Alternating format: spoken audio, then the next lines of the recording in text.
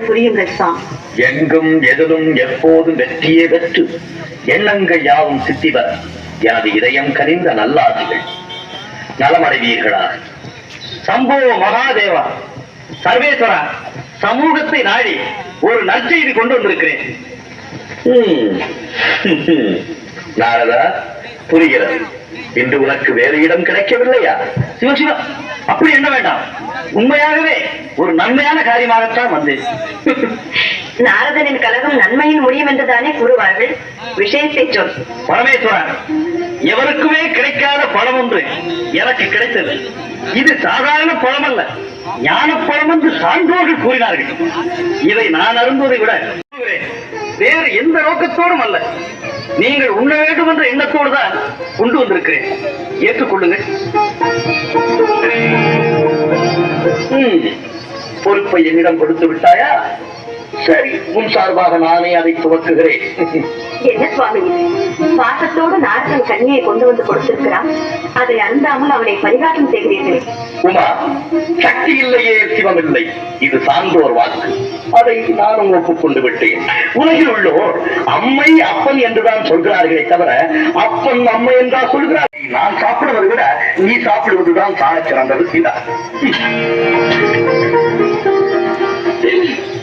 சுவாமி, தங்கள் திருவாசனாலேயே நாம் அம்மையப்பர் ஆகிவிட்டோம் என்று சொல்லிவிட்டீர்கள். இனி இக்கடி நமக்கு எதற்கு? அத்துடன் வருங்காலம் பிள்ளைகள் கையில்.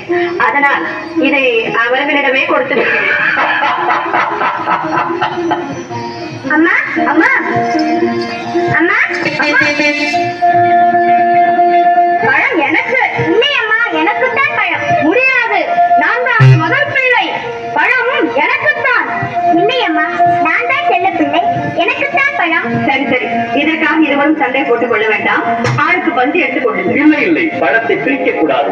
முழு பழமாக சாப்பிட்டால் தான் பலன் உண்டு. என்ன நாரதா? உண்மை உண்மை.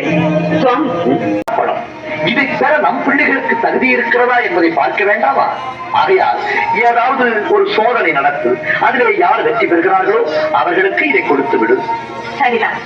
இந்த சோதிப்பது, சோதனைக்குள்ளாக்குவது, இதிலெல்லாம் சேர்ந்தவர் தாங்கள் தான். என்னை பொறுத்தவரை பிறர் கண்கலங்கினால் என்னால் அதை குறிக்க முடியாது. இந்த பழத்தை பெறுவதற்கு ஏதாவது ஒரு திட்டத்தை தாங்களே சொல்லிவிடுங்கள். சரி, விநாயகா, வேலவா, உங்கள் இருவரையும் இந்த உலகத்தை யார் முதலில் சுற்றி வருகிறீர்களோ அவர்களுக்குத்தான் இந்த ஞானப்பழம். உலகத்தை தானே இதோ ஒரு நொடியில் சுற்றி வருகிறேன். உலகத்தை சுற்றி வர வேண்டும் அல்லவா நாரதரே? அம்மையப்பன் என்றால் என்ன? உலகம் என்றால் என்ன? உலகம்தான் அம்மையப்பன், அம்மையப்பன் தான் உலகம். அப்படியானால் என் தாய் தந்தையை சுற்றினால் உலகத்தை சுற்றியதாகத்தானே அர்த்தம்? அதில் என்ன சந்தேகம்? உலகத்தையே ரட்சித்து காக்கும் லோகநாயகன் நாயகியை சுற்றி வந்தாரே அகில உலகமும் பலவந்தமாக அர்த்தம். நன்றாக சொன்னீர்கள். இதோ என் அம்மையப்பனை சுற்றி வந்து பழத்தை நானே பெற்றுக் கொள்கிறேன்.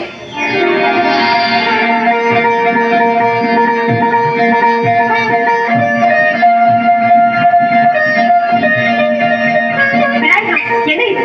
பழம் எனக்கே கிடைத்து விட்டது.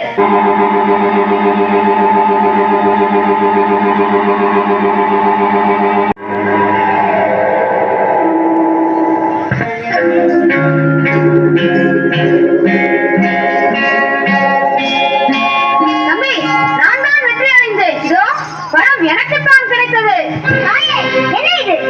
எனக்கும் ஒன்றும் புரியவில்லை அப்பா. எங்களை சுற்றினால் உலகத்தை சுற்றுவதாக அர்த்தமா என்று கேட்டான் கணபதி. அனைவரும் ஒப்புக்கொண்டனர். சுற்றி வந்து பணத்தை பெற்றுக் கொண்டான். நல்ல நாடகம், பெரியவர்களாக சேர்ந்து நடத்திய நாடகம் அல்லவா? மிகவும் அழகாக இருக்கிறது. மிக்க மகிழ்ச்சி. நான் வருகிறேன். முருகா, எங்கே போகிறாய்?